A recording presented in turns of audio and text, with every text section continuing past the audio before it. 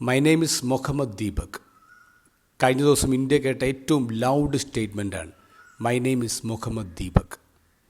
കഴിഞ്ഞ ജനുവരി 26 ഉത്തരാഖണ്ഡിലെ ഒരു ഷോപ്പ്, ഒരു മുസ്ലിം 70 വയസ്സുള്ളൊരു മുസ്ലിം നടത്തുന്നൊരു ഷോപ്പാണ്. പേര് ബാബ സ്കൂൾ ഡ്രസ്.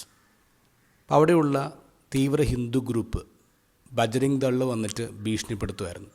ഈ പേരിടാൻ പാടില്ല, ബാബ എന്നുള്ള പേര് ഹിന്ദു പേരാണ്, അത് മുസ്ലിം കടക്ക് ഇടാൻ പാടില്ല, ഇത് മാറ്റണമെന്ന് പറയാം. അവരിങ്ങനെ തർക്കിച്ചുകൊണ്ടിരിക്കുമ്പോൾ ദീപക് എന്ന് പറഞ്ഞപ്പോൾ ചെറുപ്പക്കാരൻ കയറി വരാണ്.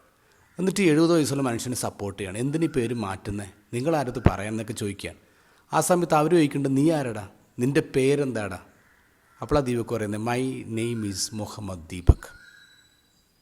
അതിനുശേഷം ദീപക് ചെയ്തൊരു വീഡിയോയിൽ ഇങ്ങനെ പറയുന്നത്, ഞാൻ ഹിന്ദു അല്ല, മുസ്ലിം അല്ല, ക്രിസ്ത്യാനി അല്ല, സിഖ് അല്ല, I M first and foremost A human being. ഞാൻ മരിച്ചു കഴിയുമ്പോൾ ദൈവത്തോടും മനുഷ്യരോടുമാണ് ഉത്തരം കൊടുക്കേണ്ടത്, ഏതെങ്കിലും ഒരു മതത്തോടല്ല. എന്തൊരു ബോൾഡായിട്ടാണ് സംസാരിക്കുന്നത്. ഈ വട്ടുള്ള സ്വരങ്ങൾക്കിടയിൽ ഒരു സെയിൻ സ്വരം നമ്മൾ കേൾക്കുകയാണ്.